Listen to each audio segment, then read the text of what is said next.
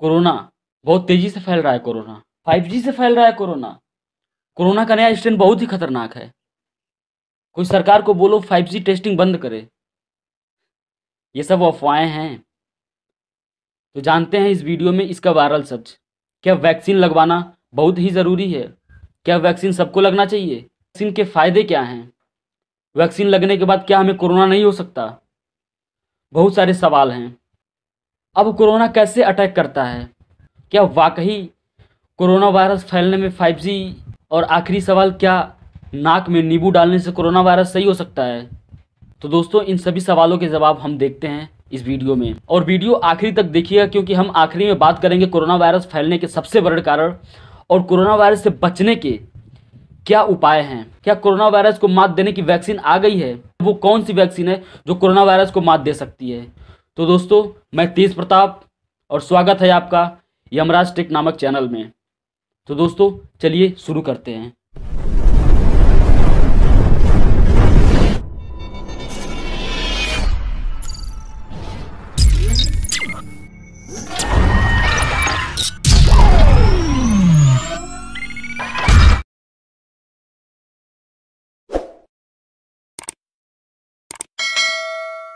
तो दोस्तों, हम बात करेंगे कोरोना के नए स्ट्रेन के बारे में।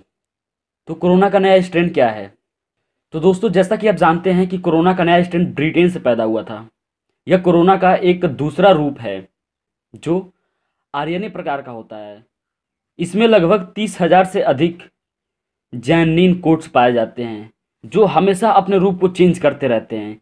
यह वायरस जितना ही फैलेगा उतना ही अपने रूप को चेंज करेगा, बदलेगा। तो जो 2019 में कोरोना वायरस आया था उसका नया स्ट्रेन ब्रिटेन से पैदा हुआ, इसलिए इसे ब्रिटेन स्ट्रेन भी कहते हैं। गाइज, यह जैसे जैसे दिन बीतता जाता है वैसे वैसे इसका रूप चेंज होता जाता है, इसके कोड्स चेंज होते जाते हैं। इसका दूसरा नाम लंदन स्ट्रेन भी है। दोस्तों, इससे डरने की क्या ज़रूरत है? लोग क्यों डर रहे हैं? इस वायरस से डरने की बहुत ज़रूरत है क्योंकि यह वायरस 40 से 70% पुराने के मुताबिक अधिक फैल रहा है और इससे लोग बहुत ज़्यादा संक्रमित हो रहे हैं। इसे कोरोना 0.2 भी कहा जा रहा है। यह इसके लक्षण, इससे तेज बुखार भी हो सकता है, डायरिया हो सकता है, शरीर में, पूरे शरीर में दर्द हो सकता है, लूज मोशन हो सकता है, खांसी, सर्दी, इसके तमाम लक्षण हैं। अब हम बढ़ते हैं दूसरे क्वेश्चन की तरफ। दूसरा सवाल ये है कि क्या 5G से कोरोना वायरस फैल रहा है? क्या कोरोना वायरस फैल क्या जो कोरोना वायरस का नया स्ट्रेन है उसके फैलने के पीछे 5G का हाथ है? तो दोस्तों, इस बारे में हम बात करते हैं कि सबसे पहले 2018 में जब नीदरलैंड में 5G को लेके एक सवाल उठाया गया था कि क्या 5G नेटवर्क की वजह से 300 पक्षियों की जान गई है। नीदरलैंड के इस न्यूज़ की वजह से इंडिया के न्यूज़ में छाप दिया गया कि 5G की वजह से 300 से अधिक पक्षियों की जान गई। पर दोस्तों, इस पर किसी ने चर्चा नहीं की, इसे जैसे कि तैसे छोड़ दिया गया। अब जाके कोरोना के समय में जब कोरोना अत्यधिक फैलने लगा है तो लोगों ने इस पर सर्च करना शुरू कर दिया कि कोरोना कैसे फैल रहा है, नेटवर्क इसके पीछे कारण तो नहीं। तो ऐसे ही खंगालते लोग जब पीछे गए तब उन्हें दिखा कि 5G की वजह से 100 पक्षियों की जान गई थी। तो लोगों ने ये अफवाह उड़ाना शुरू कर दिया कि हाँ, 5G की वजह से कोरोना फैल रहा है। क्या आपको पता है देशों में 5G नेटवर्क नहीं है पर वहाँ भी कोरोना फैल रहा है? जैसे अफ्रीका के कुछ देशों में जहाँ अभी तक 2G भी अच्छे से नहीं चलता है वहाँ भी कोरोना फैल रहा है। तो इसका नेटवर्क से कनेक्शन क्या हो सकता है? दोस्तों, आप ही बताएं। कि ये एक टेक्निकल बात है कि जहाँ 2G नेटवर्क अभी तक नहीं फैला है वहाँ कोरोना 5G की वजह से फैल रहा है। ये तो गलत है। तो इस अफवाहों से आप बचें क्योंकि 5G एक नेटवर्क है, ना कि ये वायरस को संक्रमित करता है। तो फ़ोन आने पे हम उसे सूंघते नहीं हैं। फ़ोन को हम सूंघ के ऐसे रिसीव करके हेलो, ऐसे कोरोना नहीं फैलता है। दोस्तों, नेटवर्क में इलेक्ट्रोमैग्नेटिक रेडिएशन होता है जो हमारे कम्युनिकेशन को आसान बनाता है। जितनी तेज़ नेटवर्किंग रहेगी उतना हमारा कम्युनिकेशन आसान होगा। इस पर मॉड्यूलेशन के माध्यम से किसी भी SMS को, मैसेज को या फिर सूचनाओं को हम भेजते हैं, इससे वायरस का कनेक्शन तो नहीं हो सकता। तो दोस्तों ये 5G का जो भी ढोंग है, 5G की जो भी अफवाहें हैं, ये सरासर गलत हैं। क्योंकि नेटवर्क के टेस्टिंग के हिसाब से कोरोना वायरस नहीं फैल सकता। नेटवर्क पर हम वायरस का लेप नहीं कर सकते जिससे वायरस फैले। अगर कोरोना वायरस फैलने का सबसे बड़ा कारण 5G है, तो यह लंग्स पर अटैक क्यों नहीं करता है? कानों पर अटैक करना चाहिए, शरीर पर भी अटैक करना चाहिए। आपको जैसा पता है कि रेडिएशंस हमारे पूरे शरीर को भेज सकती हैं, तो शरीर पर भी कोरोना वायरस का अटैक होना चाहिए। ये जो 5G का अफवाह उड़ाया जा रहा है, इससे WHO भी प्रभावित हो गया है। और WHO ने बताया, उन्होंने खुद अपने ट्विटर पे ट्वीट किया कि कोरोना वायरस 5G की वजह से नहीं फैल रहा है। इसका सबसे बड़ा रीज़न है, जो वायरस है ये एक दूसरे के माध्यम से दूसरों तक फैल रहा है। और दोस्तों अगर आप जैसा कि जानते हैं कि रेडियो वेव्स पर वायरस कभी नहीं ट्रेवल कर सकता। और जैसा कि आप जानते हैं दोस्तों कि रेडियो एक्टिव जो कीड़े होती हैं वो पूरे शरीर पर इफेक्टिव होती हैं। तो दोस्तों ये 5G की जो अफवाहें हैं कि 5G की टेस्टिंग की वजह से वायरस फैल रहा है, ये सरासर गलत है।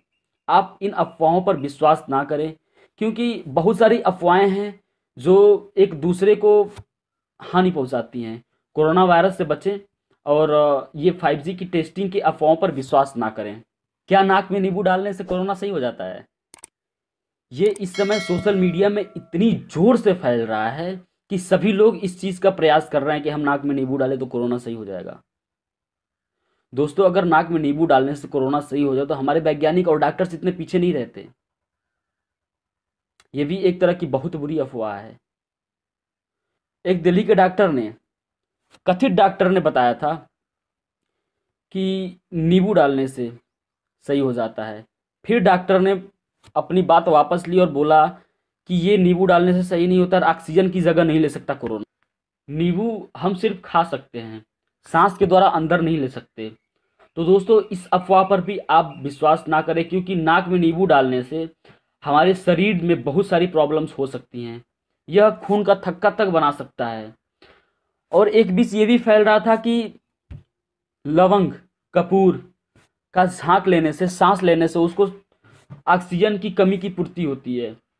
अगर हम कपूर को वाष्प के जरिए लेते हैं नाक के अंदर, तो वह बहुत ही नुकसानदायक होता है। अमेरिका के कुछ डॉक्टर्स ने सेंटर फॉर डिजीज द्वारा यह बताया गया कि सांस के द्वारा अगर हम कपूर अंदर लेते हैं तो वह विषाक्त हो सकता है और हमें बहुत ज़्यादा नुकसान पहुंचा सकता है। तो दोस्तों इस पर भी आप विश्वास ना करें, क्योंकि नींबू डालने से हमारे शरीर में बहुत सारे हानिकारक तत्व पैदा होते हैं जिससे हमें बहुत नुकसान होता है। तो यह भी वायरल बिल्कुल गलत है। अब हम बात करते हैं क्या वैक्सीन लगवाना सही है, और सही है तो इसके फ़ायदे क्या हैं। दोस्तों जैसा कि आप जानते हैं कि कोविड-19 चीन से पैदा हुआ था, चीन के वुहान शहर से पैदा हुआ था।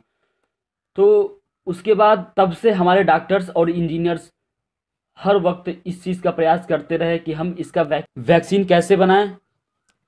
बहुत सारे प्रोसेस हुए, हमारे डॉक्टर्स बहुत परेशान हुए, तो फाइनली 2020 में वैक्सीन बनी गई। जब वैक्सीन बनी तो लोगों ने ढिलवाई करनी शुरू कर दी, जिसका नतीजा आज आपको दिख रहा है कि कोरोना कितना खतरनाक फैल रहा है। इस टाइम जो हमारे शरीर की इम्यून रिस्पॉन्स है वो पैदा होती है, जो कोरोना से लड़ने की क्षमता पैदा करती है शरीर में। दोस्तों वैक्सीन के 2 डोज होते हैं। एक डोज लगवाने के बाद 5 से 6 सप्ताह लगते हैं शरीर में इम्यून पैदा होने में। उसी बीच आपको दूसरा डोज भी लग जाता है, जिसके 3 से 4 सप्ताह बाद दूसरे डोज लगते हैं कोरोना के। और वैक्सीन लग जाता है उसके 6 से 7 सप्ताह बाद, जब इम्यून रिस्पॉन्स हमारे शरीर में पैदा हो जाता है। उस समय जब कोरोना प्रवेश करता है शरीर के अंदर, तो वैक्सीन लगने के बाद जो इम्यून सिस्टम पैदा हुआ रहता है, जो इम्यून रिस्पॉन्स हमारे शरीर के अंदर बन जाते हैं, वो कोरोना से फाइट करके कोरोना को हरा देते हैं। और जब वैक्सीन लगता है तो शरीर के अंदर एंटीबॉडी, कोरोना से लड़ने की एंटीबॉडी बन जाती है। वैक्सीन शरीर के अंदर 70 से 75% इम्यून सिस्टम को बढ़ाती है। दोस्तों जैसा कि आप जानते हैं कि अमेरिका ने भी वैक्सीन बना ली है, जिसे फाइज़र नाम दिया गया है। अगर फाइज़र और मॉडर्ना, ये 2 वैक्सीन जब लगना शुरू हो गए तो कोरोना से 90% केसेस जल्दी से ख़त्म हो जाएं, क्योंकि यह 90% असरदार है।